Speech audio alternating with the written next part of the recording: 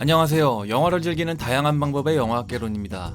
매년 5월이 되면 프랑스 동남부에 위치한 알프마리팀주의 도시 칸에서 세계 3대 영화제 중 하나인 칸 영화제가 열리고 있죠. 이번 제76회 칸 영화제는 무엇보다 크고 작은 한국 영화들이 총 7편이 초청되어 화제가 되고 있습니다.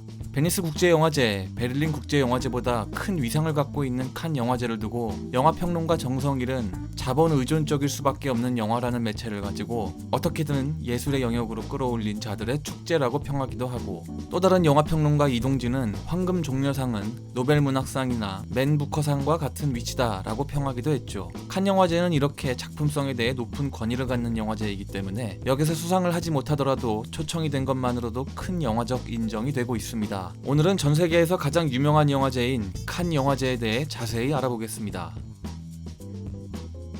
앞서 말씀드렸듯이 세계 3대 영화제로 불리우는 영화제가 있죠. 첫 번째는 독일의 베를린 국제영화제, 두 번째는 프랑스의 칸 국제영화제, 세 번째는 이탈리아의 베니스 국제영화제입니다. 영화 자체로만 보면 베니스 국제영화제가 제일 오래되었지만 1968년에 일어난 68 운동의 여파로 영화제가 개최되지 않았던 적이 있었기 때문에 꾸준히 성장을 하는 칸 영화제에 추월당해 버렸죠. 독일의 베를린 영화제는 두 영화제보다 늦게 시작하여 칸이나 베니스 영화제보다 역사도 짧고 정치성이 강한 데다 두 영화제에 비해 매년 2월인 겨울에 열려 아무래도 더 밀리는 인상입니다. 베를린 영화제의 심볼은 곰, 베니스 영화제의 심볼은 사자, 칸 영화제의 심볼은 종려나무의 잎사귀를 사용하고 있죠.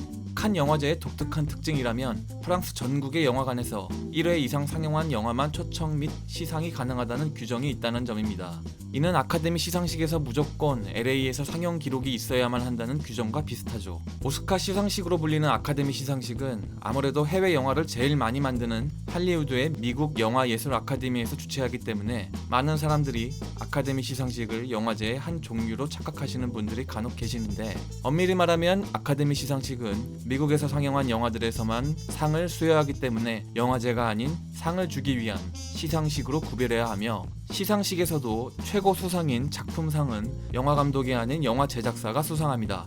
봉준호 감독의 기생충이 작품상을 수상할 때도 CJ의 이미경 부회장이 나와 연설을 한 이유도 바로 그런 것이죠. 최근엔 윌 스미스의 따기 사건으로 이미지에 큰 실추가 있었습니다만, 다시 돌아가서 칸 영화제의 또 다른 특징 중 하나는 OTT 영화를 배척하고 있다는 점입니다. 그 이유는 프랑스 영화법 때문인데요. 영화관과 블루레이 출시 이후 3년간은 스트리밍을 할 수 없다는 법 때문에 넷플릭스의 운영 방침과는 대치되고 있죠. 공교롭게 앞서 언급한 봉준호 감독의 옥자가 그 논란의 중심에 섰던 적도 있었고, 넷플릭스에서 제작한 알폰소 쿠아론 감독의 로마는 앞선 이유로 칸 영화제에서 발길을 돌려 베니스 국제영화제에서 황금사자상을 수상하기도 했죠. 이렇게 칸 영화제가 영화의 전통을 얼마나 중시하는지 알 수 있는 대목이 또 하나 있는데, 영화를 공부하시는 분들은 아실 겁니다만 최초의 영화는 리미에르 형제가 만든 1895년에 열차의 도착이라는 영화죠. 칸 영화제에서 최고상인 황금 종려상은 매년 20편 내외 초청작이 이 역사적인 의미를 담은 리미에르 극장에서만 상영됩니다. 드레스 코드 또한 엄격한 규칙으로 남성들은 반드시 정장에 보타이를 매야 하고 여성들은 이브닝 드레스와 그에 어울리는 하이힐을 신어야 하죠. 출연진뿐만 아니라 칸 영화제를 취재하는 보도진까지 그 드레스 코드를 준수해야 하니 얼마나 격식을 중시하는 영화제인지 대충 감이 오시겠죠? 우리는 영화제라는 것이 흔히들 영화를 상영하고 좋은 영화에 수상을 주는 것으로 많이 이해하고 있습니다.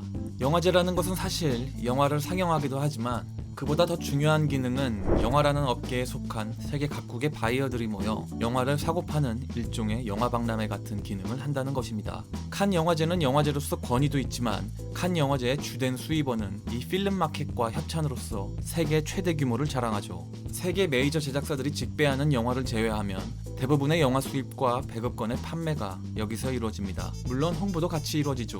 예술적인 측면뿐만 아니라 산업적인 측면에서도 중요한 영화 마켓인 것입니다. 먼저 칸 영화제는 크게 페스티벌 드 칸느 그리고 마르세 드 칸느 두 개가 결합된 형태로 상영과 필름 마켓이 없는 아카데미 시상식과는 차이가 있습니다.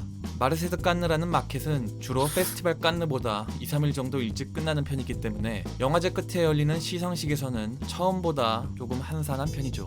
영화제는 다시 세 개의 큰 부분으로 나뉘게 되는데 공식 부분, 그리고 감독 주간, 마지막으로 비평가 주간으로 나뉩니다. 여기서 주간이라는 것이 이번 주, 다음 주라는 말이 아니고 기준을 정하는 주체가 있다는 말로 주간사가 뽑은 영화, 감독들이 뽑은 영화, 비평가가 뽑은 영화라는 뜻입니다. 비평가 주간은 감독의 첫 번째 장편 또는 두 번째 장편까지만 초청이 가능하기 때문에 신인 감독들이 대거 지원하여 경쟁률이 꽤 높은 편입니다. 만약 어떤 감독이 세 번째 작품을 만들었다면 그 영화는 공식 부분이나 감독 주간을 노려야 하죠. 또한 이 비평가 주간은 경쟁 부분이라는 것이 있으며 여기에서 뽑힌 영화가 영화제 폐막을 하면서 상영을 하기도 하고 감독 주간에서는 초청만 있을 뿐 특별한 상은 없습니다. 공식 부분에서만 그 유명한 레드카펫을 밟는 것이죠. 페스티벌 드 깐느가 좀 이해가 되셨다면 마르세드 깐느로 넘어가 볼까요? 깐느의 필름 마켓은 베를린, 베니스와 비교가 안 될 정도로 바이어가 연간 제일 많은 영화제입니다.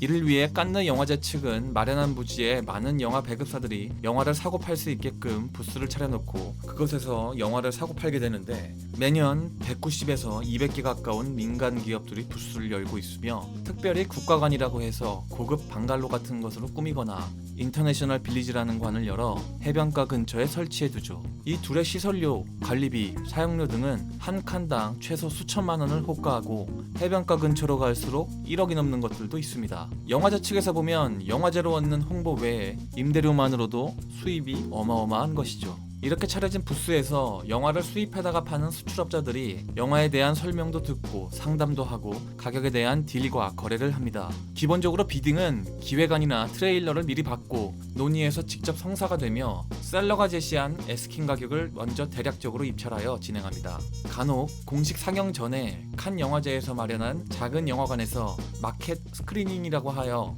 따로 바이어들에게만 먼저 상영을 하고 그것을 보고 난 뒤에 비딩을 하기도 하죠. 대부분은 트레일러와 프로모션 영상을 보고 비딩을 붙는 경우가 많아서 이 마켓 스크리닝을 통해 영화를 구매하려다 영화를 뺏기는 경우도 종종 있습니다.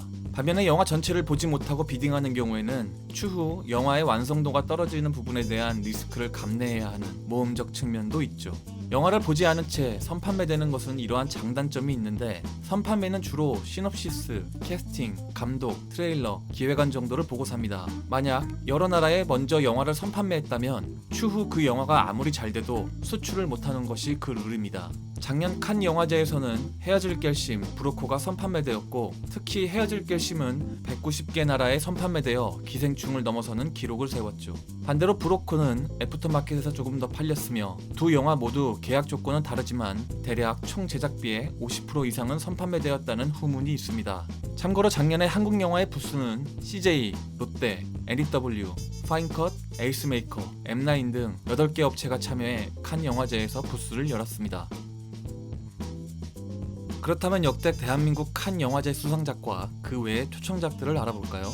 먼저 2000년에 열린 칸 영화제에서는 임권택 감독의 춘향전이 수상은 못했지만 경쟁 부분에 올라갔습니다. 심기일전한 임권택 감독은 다시 2002년에 취하선으로 칸에서 감독상을 수상하죠. 두 번째 수상자는 박찬욱 감독입니다. 2004년에 열린 칸 영화제에서 박찬욱 감독은 올드보이로 2등상이라고 할 수 있는 심사위원 대상을 받았죠. 세 번째 수상은 이창동 감독의 밀양에 출연한 전도연 배우입니다.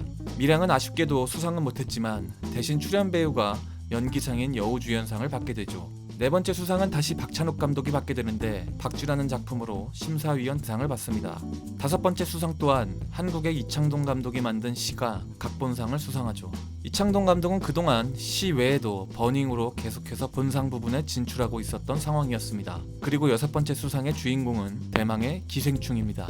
봉준호 감독은 미국 아카데미 시상식에서도 감독상, 작품상, 각본상, 국제장편영화상 등 4관왕을 차지하고도 칸에서 황금종려상을 받는 기염을 토해내죠. 기생충으로 아쉽게 나무주연상을 놓친 송강호 배우는 2022년 75회 칸 영화제에서 고레에다 히로카즈 감독의 브로코로 나무주연상을 받는 7번째 수상자가 됩니다. 생각보다 꽤 많다고요? 여기서 끝난 게 아닙니다. 작년 75회 칸 영화제에서는 박찬욱 감독이 헤어질 결심으로 감독상을 수상하며 8번째 수상자이자 임권택 감독에 이어 감독상을 가져오게 되죠. 이로써 박찬욱 감독은 칸에서만 3개의 트로피를 갖게 되어 깐느박이라는 타이틀을 얻게 됩니다. 그렇다면 올해는 어떨까요? 올해 제76회 칸 영화제에서는 우리나라 영화들이 트로피를 겨루는 경쟁 부분에 진출은 못했지만 비경쟁 부분에 총 7편이 초청됐습니다. 비경쟁 부분에는 김주윤 감독의 거미집이, 주목할 만한 시선 부분에는 김창훈 감독의 화란이, 미드나잇 스크린 부분에는 김태곤 감독의 탈출이 초청됐죠. 비평가 주간에는 작년에 초청된 다음 소위를 이어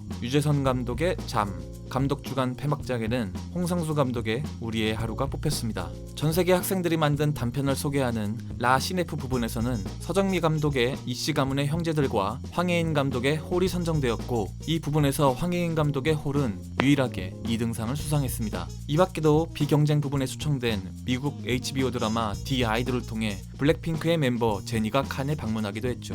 무엇보다 송강호 배우가 칸 영화제의 폐막작 시상자로 나선 것도 눈길을 끕니다. 아무래도 경쟁 부분이 없다는 것은 아쉬운 부분이지만 한국 영화의 가능성을 보여준 한 해라고 볼 수도 있겠네요. 앞으로도 계속해서 세계 영화제를 사로잡을 한국 영화들의 왕성한 활동이 기대됩니다. 그럼 여기까지 영화학개론이었습니다.